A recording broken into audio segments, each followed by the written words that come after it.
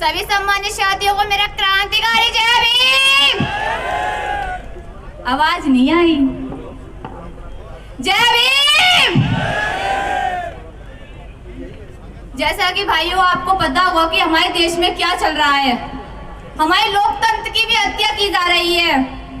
और जैसा कि साथियों आपको पता होगा कि अभी हमारे माननीय प्रधानमंत्री मोदी जी द्वारा नई संसद भवन का भी उद्घाटन कराया गया।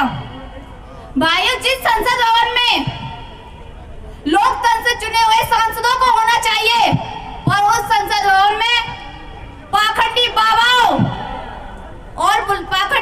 को बुलाया गया और संसद भवन का पूजा पाठ और शुद्धिकरण कराया गया। इससे क्या हो रहा है साथियों, जिससे हमारे लोकतंत्र की हत्या की जा रही है। और एक और बात साथियों, जैसा कि आपको पता होगा कि एक और अपमान हुआ हमारे आदिवासी समाज का भी अपमान हुआ। हमारे राष्ट्रपति जी को इस संसद भवन में नहीं बुलाया गया उद्घाटन में। क्यों? एक और जी हम बोलते हैं कि हम हिंदू राष्ट्र बनाएंगे, जब हमारे सम्मान के और हमारे अधिकार की लड़ाई की बात आती है तब हमें दलित, अछूत और आदिवासी कहकर अपमानित करते हैं ये लोग। ऐसा क्यों हो रहा है और हम लोग कब तक सहन करते रहेंगे इन मनुवादी सरकार का?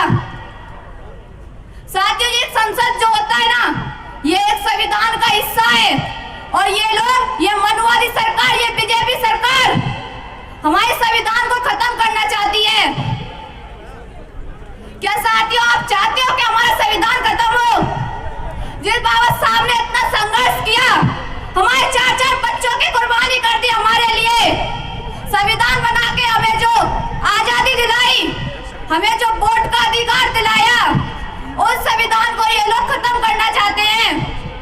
तो मैं आप साथियों से निवेदन करती हूँ कि आप सभी साथी एक बनो और संविधान को बचाओ और अपनी सरकार लाने की कोशिश करो। और साथियों, ये जब ही हो सकता है जब हमारे बड़े भाई एडवोकेट चंद्रशेखर आजाद जी ये हमको ये आजादी दिला सकते हैं, नहीं तो ये मनुवादी सरकार हमें जड़ से उखाड़ फेंकने का काम कर रही है। आप देख ही रहे होंगे अभी जंतर मंतर पे भी क्या चल रहा है, आपको नहीं पता होगा कि ये एक और, अरे इनने तो अपने राजनीतिक की खेल में हम बेटियों को भी नहीं छोड़ा। एक और जब बेटी बचाओ बेटी पढ़ाओ का नारा लगाते हैं और दूसरी ओर इनकी 10 कदम की दूरी पर हमारी पहलवान बहनें बैठी हैं। अरे जब मोदी जी कहते थे पीने जी से, अरे क्या बात है बेटा, ये तो मेरे ही घर की बेटी है। आज मोदी जी को दिखाई नहीं दे रहा कि ये किसके घर की बेटी है। उन बेटियों आज न्याय के लिए आवाज उठा ली तो उन्हें एक जात का बोल के अपमान कर रहे हैं और बोल रहे हैं कि इनको विपक्षी लोगों ने बिठाया है। क्या बात है मोदी जी, आज आपको नहीं दिख रहा है कि बेटी अपने न्याय के लिए बैठी हैं। आज इन बेटियों को न्याय चाहिए तो ये न्याय नहीं दे रहे हैं, संसद में बैठकर जश्न मना रहे हैं। और संसद में जश्न मना रहे हो जिन संसद में पाखंडियों को बुलाया जा रहा है, बाबाओं को बुलाया जा रहा है, क्या यही चलेगा? आप चाहते हो कि यही चले?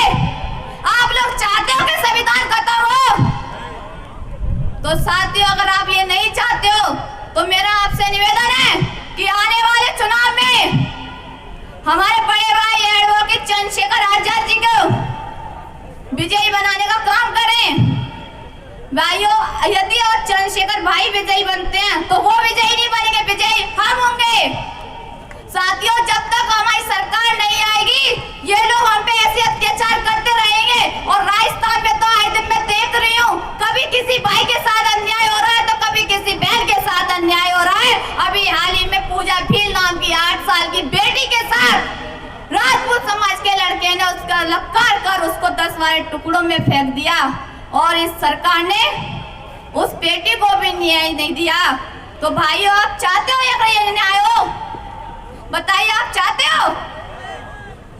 तो फिर भाइयों, अब समय आ गया है, एक बनो और अपनी सरकार लेकर आओ और बड़े भाई एडवोकेट चंद्रशेखर आजाद जी के हाथों को मजबूत करने का काम करो। साथियों, मैं एक स्लोगन बोलूंगी जिसमें आप सबको पीछे से आजादी शब्द लगाना है। मैं चाहूंगी कि आप जरूर बोलें।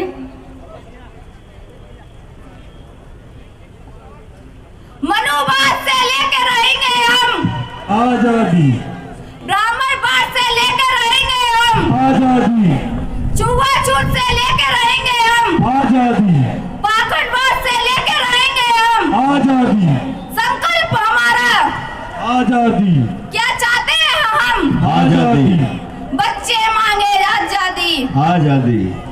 अब तो माता भी मांगे आजादी, आजादी। पुरुष भी मांगे आजादी। तुम जेल में भी डालोगे फिर भी लेके रहेंगे आजादी।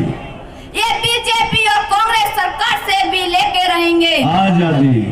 साथियों, ये आजादी और ये स्लोगन हमारा तभी पूरा हो सकता है जब हमारे बड़े भाई एडवोकेट चंद्रशेखर जी सत्ता में आएंगे और हम लोग सत्ता में आएंगे। जब ये हमारा स्लोगन पूरा होगा तो मेरे भाइयों आपसे निवेदन है कि प्लीज आने वाले चुनाव में बिकने का काम आप ना करें, और जो हमारी भोली वाली माएँ और बहनें होती हैं वो तो बहुत जल्दी इस सरकार, जो मनुवादी सरकार है, मनुवादी लोग हैं, उनके झांके में आ जाती हैं।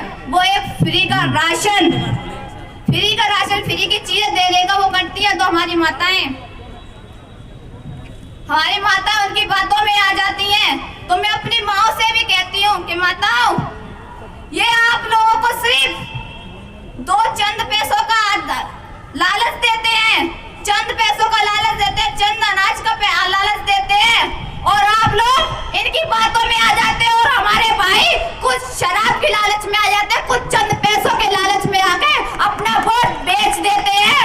अरे मेरे भाइयों, आप वो वोट नहीं बेचते, अपना ईमान बेच देते हो और 5 साल के लिए मनुवादी सरकार के गुलाम बन जाते हो। आज जो आप अत्याचार सहन कर रहे हो ना, ये आपकी खुद की वजह से करते हो, क्योंकि आप अपने वोट की कीमत नहीं समझते हो। अरे मेरे भाइयों, उनके संघर्षों को पढ़ो, हमारे बाबा साहेब के संघर्षों को पढ़ो। आज एक बात और मैं आपसे बोलूंगी कि जो हमारे बाबा साहेब जब संसद में गए, संसद से बाहर आ रहे थे, तो बाहर कांग्रेस के एक नेता आचार्य कृपलानी जी उनसे मिलते हैं और कहते हैं हमारे बाबा साहेब से, क्या बात है अम्बेडकर, आज तो तुम बड़े खुश नजर आ रहे हो। तो हमारे बाबा साहब ने कहा कि हाँ मैं खुश हूँ, क्योंकि अब राजा रानी के पेट से नहीं, मतदान की पेटी से पैदा होगा।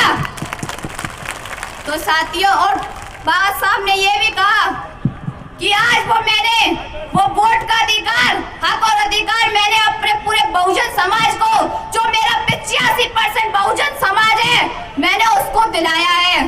साथियों, तो इतने में आचार्य जी बोलते हैं कि अम्बेडकर तुम ज्यादा खुश मत हो, क्योंकि ये तुम्हारा समाज है ना, एक कुछ चंद पैसों में आके, लालच में आके बिक जाएगा और तुम्हारी समाज का वोट हम खरीद लेंगे और हम फिर से अपनी सरकार बनाएंगे।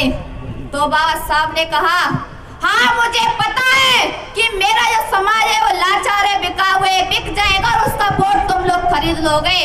पर जिस दिन ये मेरा समाज, जिस दिन ये मेरा बहुजन 85% जो मेरा बहुजन समाज है जाग गया ना, उस दिन सबसे बड़े भिखारी तुम नजर आओगे, मेरे समाज के आगे पैरों के आगे गिड़गिड़ाते नजर आओगे। और तुम, जिस दिन मेरा ये समाज जाग गया ना, उस दिन ये मेरा समाज तुमको ये भारत से फेंकने का काम करेगा। इसलिए साथियों, अब समय आ गया है कि बहुजन राज स्थापित किया जाए, बहुजन समाज स्थापित किया जाए और दिल्ली की गद्दी पे नीला झंडा लहराने का समय आ गया है। तो साथियों, एक बनो और दिल्ली की गद्दी पे नीला झंडा लहराओ और अपनी सरकार लाने का काम करो। अगर आपको अत्याचारों से अगर आजादी चाहिए तो अपनी पार्टी को लेकर आए, अपनी सरकार को विजयी बनाएं। सभी सम्मानित साथियों को मेरा क्रांतिकारी जय भीम। धन्यवाद, जोरदार तालियां।